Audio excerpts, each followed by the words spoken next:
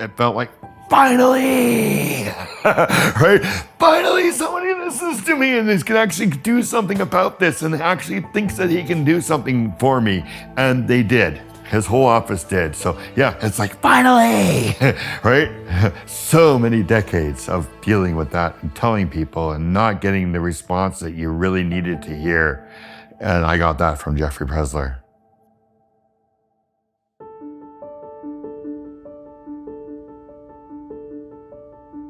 When I was 11 years old, a person of authority promised me a jar of coins for what he was about to do to me. Well, my mom was a single mom in the 70s. I was born in 1965, so it was 1976 when it happened. There's my sister and my mom and myself, and I came back from a camping trip a bit earlier than what had happened because that's where it happened. And she was very upset that I was back early. And from there on, he always said, don't tell anybody, they're not gonna believe you. So I never told my mom, right? And I guess I started acting out. I don't know why I started acting out or anything or how I was, but she said that I was very hard to handle, and they called the Children's Aid Society and they came in and I didn't tell them what was going on. So maybe because I didn't share what was going on because I was told not to is probably why I was maybe misdiagnosed as being hyperactive or being in depression or something like that. I'm not sure, that's just something I'm thinking about right now, but yeah, it was it's pretty scary.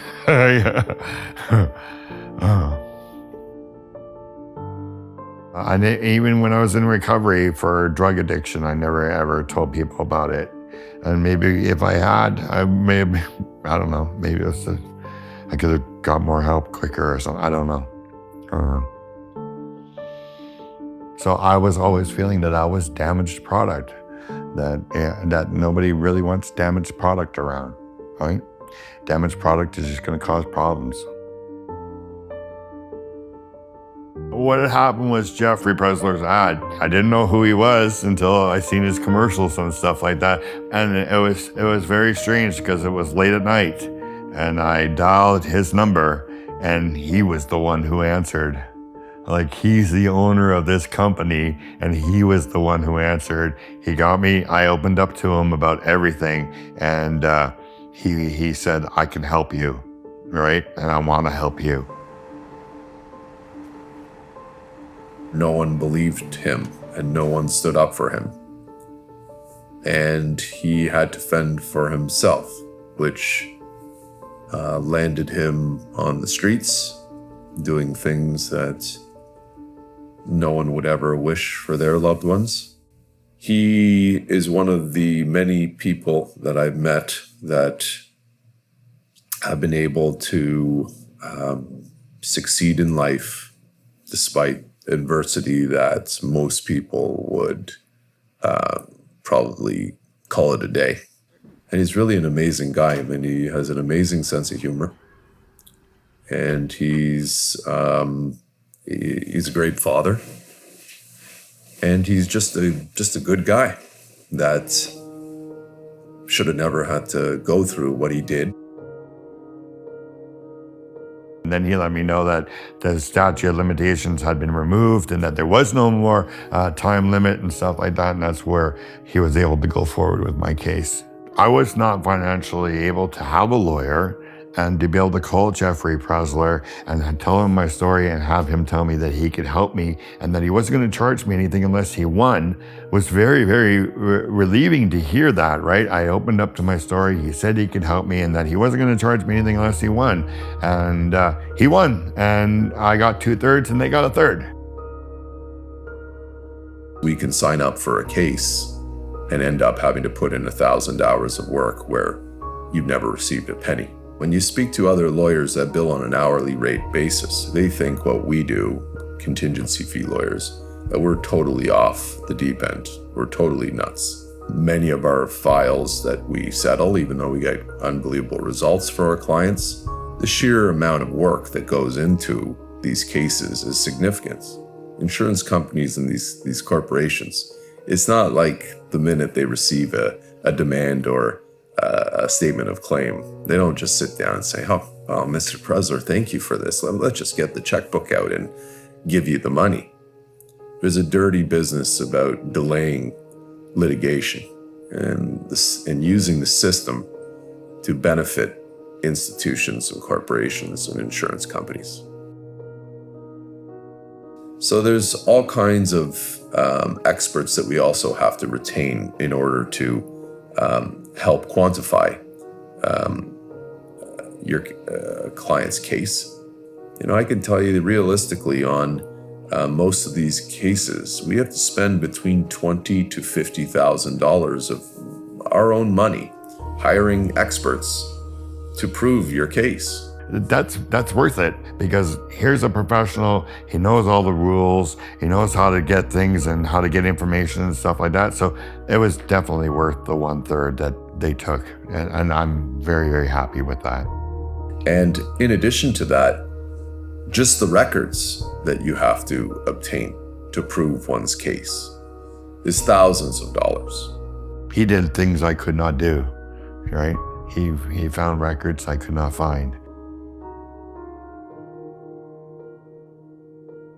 You let people like myself worry about proving your case. You don't need to, and that's what Glenn did. He let me do what I do for a living. He entrusted me, and I was able to execute for him. It's over, right? Somebody listened. Somebody was responsible. What I experienced was real. And now the courts have said it was real, right? So nobody can take that away from me, right? So yeah, that's mine to own now.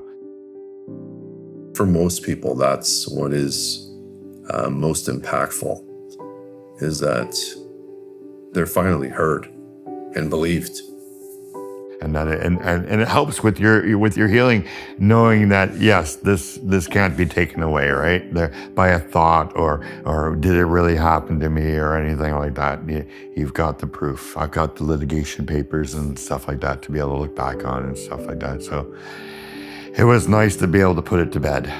It was very nice. There's really no amount of money that can make any of this better. So it's just a crappy substitute. But it helps life. It makes the years you have left on this lovely earth with friends and family a lot better. I can tell you that. A lot easier to live when you have income and money. Anyway, it was somebody who stepped up and said, I'm going to help you. And just like Dr. Strauss and Dr. DeClercq, right? So there's a third person I was fortunate to have in my life. So thank you, Jeff. Yeah. After it was finished, after the case was finished, I was feeling like I had control of my life again. It's been much better now. I still have restless nights, but not as many. I feel more like a man now. I know I'm a man, right? I was just a hurt boy all those other years, but now I feel like a man.